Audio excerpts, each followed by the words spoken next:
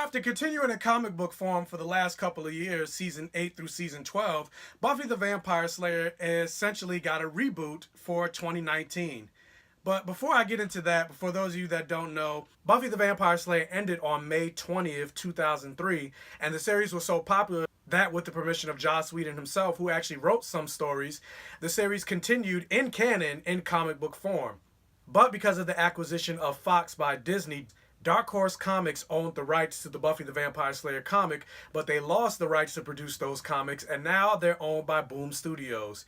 And so Boom Studios decided to not only reboot Buffy the Vampire Slayer, but decided to take her back to high school and say, hey, what if Buffy grew up in high school in 2019? And so you got the start of this series, which has just released its first issue. If you couldn't tell already by the shirt that I'm wearing, by the Spike toy I have in the back, I have two Buffy and Willow Funko Pop back there. I have a Dark Willow statue. I have Buffy comics up here.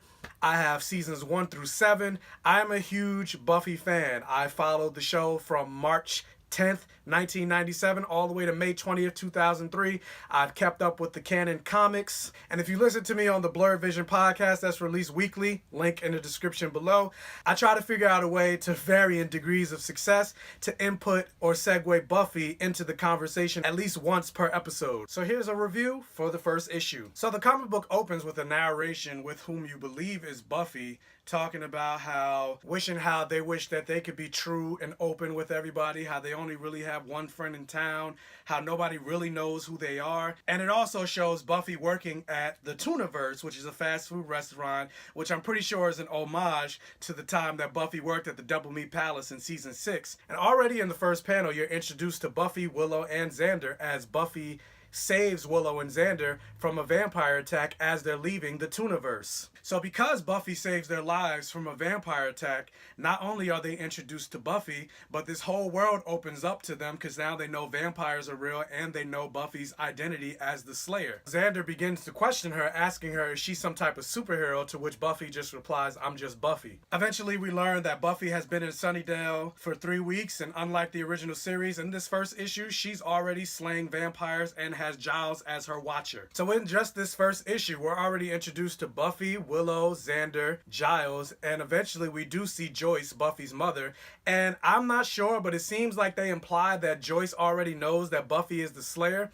We don't see Dawn, though, which I don't know if they're going to do Dawn. I hope they do Dawn. This would be the perfect opportunity to show Dawn while Buffy was in high school, which we didn't get to see during the original series because Dawn didn't come around until season 5. So I would like to see them have Dawn in the series. We also don't see Cordelia or Angel. I'm not sure if they're going to introduce them. I would hope they introduce them because they are major parts of the Buffy mythos. And so with that, I do got to say, the art in this comic book is pretty damn great. The likenesses that they have of Sarah Michelle Gellar, Allison Hannigan, Nicholas Brendan, Anthony Stewart Head, like they all look like their TV counterparts. Also, I will say the writing is pretty much on par to Joss Whedon's writing. Like you would think that this was written by Joss Whedon himself. There's a lot of Whedonisms in how Buffy speaks, how Xander speaks. However, the issue that I have with it is it seems like Willow is already super confident in who she is, and that's not the Willow that I know. Like she's already out of the closet. She has a girlfriend, and that also kind of makes me wonder, so are they not going to introduce Oz in this series? Or if they do introduce Oz, how is Oz going to play into the Scooby Gang? And it's not even that I have a problem with Willow being out and gay, obviously. Well, hello, gay now. It's just the fact that because she's so super confident, because she already has a girlfriend, they're already teasing the fact that she's going to become a witch in this first issue. It kind of makes me wonder, where is her character going to go, considering the fact that she's already more or less developing into the strong woman that she started to become starting like seasons 4, 5, and on. So yeah, so the comic eventually ends with Buffy, Willow, and Xander having their first official hangout. An interesting twist that I did like, it turns out that the narration that was happening at the beginning and throughout the comic actually turned out to be Xander. I thought it was cool to get Xander's perspective throughout the comic book series and see where he stands and his inner monologue and inner conflict that I'm pretty sure they're going to lean more into as the series goes on, because I'm also wondering, what is he struggling with? Is it the typical teenage stuff? Because I do also remember at one point before Joss Whedon decided on Willow, he was vacillating with the decision to perhaps make Xander gay. So I'm wondering, are they going to go that route? Kind of hope not, because I want him and Anya to get together. Which, speaking of which, we are introduced to Anya at the end of the comic book series, and just like in season 5, she runs a magic shop. And from what it seems like, she might be on the side of evil, just like she was when she was first introduced as a vengeance demon, because she's working with vampires, and she gave one of them an amulet that made them essentially immortal, because Buffy fought one of them and staked it through the heart and it didn't die. And he ran away more or less with a Spectre gadget. I'll get you next time, Slayer, and I'll bring my friends too. So the comic book ended with another familiar face walking into the door wanting to get that amulet, and that familiar face was Drusilla. So yeah, so overall, I thought they did a pretty good job with the Buffy dialogue. Like I said before, the art was pretty gorgeous.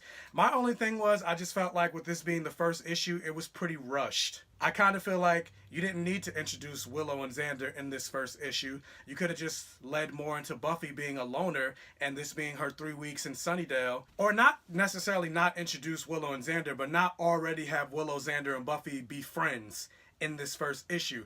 I think you could have padded that out a little bit. Granted, I don't know how many issues this first season is going to have, but yeah, I still felt like overall it was pretty rushed, but it was still enjoyable enough that I plan on continuing to read the series further on down the line. Well, overall, I would give this first issue a B. So yeah, if you haven't checked out the Buffy the Vampire Slayer series, definitely check that out. Let me know in the comment section below what you thought. Are you a fan of Buffy the Vampire Slayer? Did you read the in-canon comic book series? Did you watch the TV show? Do you have a Spike action figure behind you on your desk? Do you have a Buffy shirt? Were you as infatuated with Spike as I was? Personally, there was a moment in the Buffy series that I wish they went into in the comics, but they didn't, which I'm like, of course I knew they weren't, but they basically alluded to the fact that Spike and Angel had sex.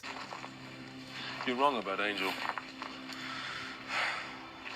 But I don't think the Sod could end up being a megalomaniacal bastard. It's just if he did, I'd know it. I'd feel it. You'll have proof soon enough. A corrupted ruler on such a path sees treachery and betrayal all around him. He cannot suffer intimates. Will eventually turn against them. Well, I guess I don't have to worry about that, because Angel and me have never been intimate. Except that one. Mark me. And I was like, I want to know that story. Like, what happened? What were the circumstances? Who did who? So if you want to see more of me, you can follow me on Instagram, Facebook, and Twitter. I'll leave the links below. And as I mentioned earlier, I do a weekly podcast called Blurred Vision, B-L-E-R-D Vision, with my co-host, aptly named Blurred Vision. The link below for that is down in the description box as well. And stay on the lookout for more YouTube videos from me. So be sure to like, comment, and subscribe. And as always, I'll catch you guys next time.